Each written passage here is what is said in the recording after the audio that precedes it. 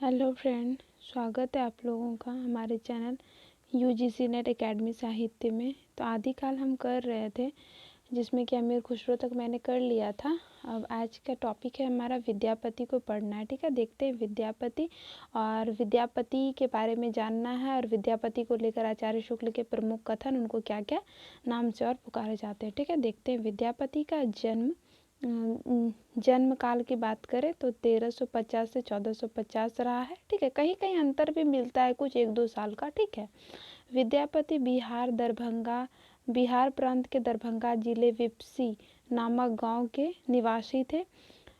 फिर यहाँ पे है इनके गुरु का नाम पंडित हरि मिश्र था। विद्यापति शैव संप्रदाय के कवि थे, साथ ही शिव सिंह और कृति सिंह के दरबारी कवि थे। ठीक है, आगे हम देखते हैं। अगला पॉइंट है हमारा कि इन्हें कवि शेखर, अभिनव, जयदेव आदि नामों से जाने जाते हैं। पदावली लिखने के कारण इन्हें मैथिली का कोकिल भी कहा जाता है। अब देखते हैं जो मोस्ट इम्पॉर्टेंट है, आचार्य रामचंद्र शुक्ल जी को ने इनको लेकर जो कथन कहे। विद्यापति के पद अधिकतर श्रृंगारिक के ही हैं। इनमें नायक नायिका राधा कृष्ण है। इन पदों की रचना जयदेव के गीत गोविंद के अनुकरण पर ही शायद की गई है। ठीक है, अगला पॉइंट है हमारा विद्यापति को कृष्ण भक्त परंपरा में ना समझना चाहिए, ऐसा बोल रहे हैं शुक्ल जी। ठीक है, फिर है इन्होंने अपनी पदों की रचना श्रृंगारिक काव्य की दृष्टि से की है, भक्त के रूप में नहीं समझना चाहिए इसे। ठीक है, श्रृंगारिक की दृष्टि से की है। कितना मतलब बहुत कोई भक्त कवि समझ लेते हैं ना, तो भक्त नहीं समझना चाहिए।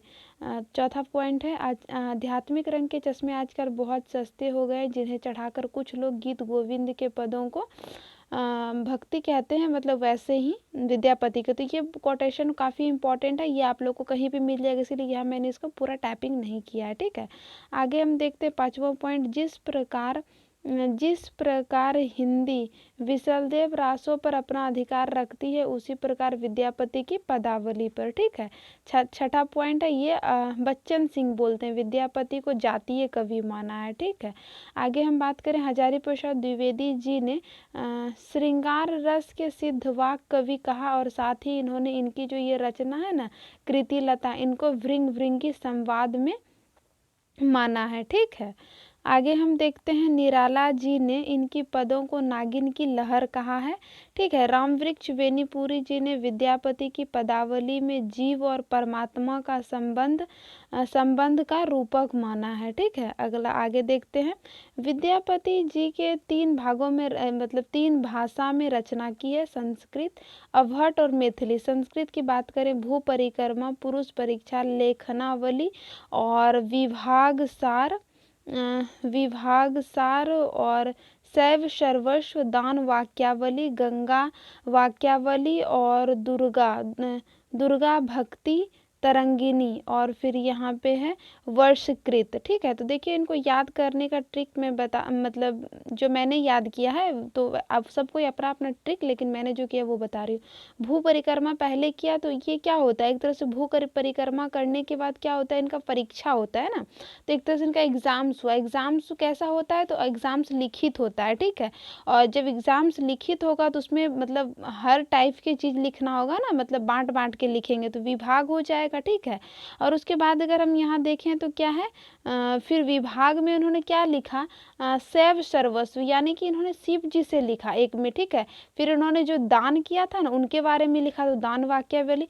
उसके बाद ये जो गंगा नहाने के लिए गए पदावली, ये विद्यापति जी, फिर उनके बारे में लिखा।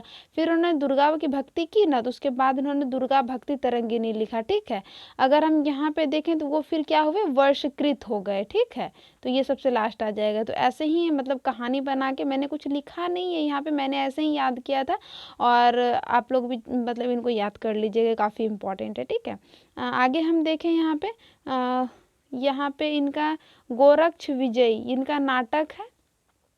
ठीक है। गद्य भाग संस्कृत में है और उनका पद भाग मैथिली में, ठीक है। अब वट भाषा की देखते हैं अब रचना में।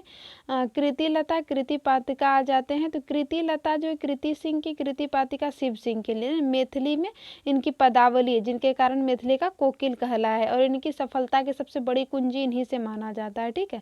अब देखते हैं विद्यापति के बारे में अन्य विद्वानों की क्या राय है। जैसे कि श्रृंगारिक बोला है, किसी ने भक्त बोला है, किसी ने रहस्यवादी बोला है। तो देखते हैं श्रृंगारिक में कौन आते हैं। हरप्रसाद शास्त्री, रामचंद्र शुक्ल, राम कुमार वर्मा, राम वृक्ष वेणीपुरी और सुभद्रा झा। इनको याद करने के लिए हम बता दें यहाँ पे कि जैसे कि श्रृंगारिक में बोला है तो यहाँ पे राम, राम और राम, ये तीनों राम मिलकर क्या बोल रहे हैं, इनको श्रृंगारिक बोल रहे हैं, ठीक है।